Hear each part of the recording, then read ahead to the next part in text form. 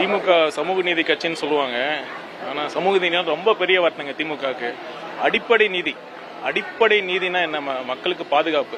அதுவே பாதுகாப்பு இல்லாத சூழ்நிலை மக்கள் தமிழகத்தில் அதுதான் ஒரு சூழ்நிலை இருக்குது.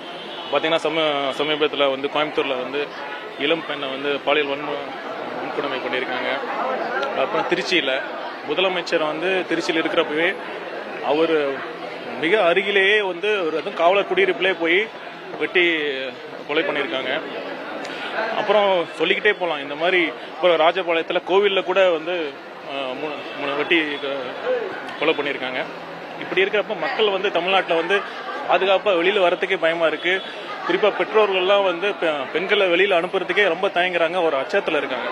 அப்படி இருக்கிறப்ப வந்து இதெல்லாம் பார்க்காம வெறும் சினிமா டயலாக் பேசிட்டு அங்கே அரங்கத்தில் கைத்தட்டல் வாங்கறதுலாம் எந்த பயனும் இல்லை.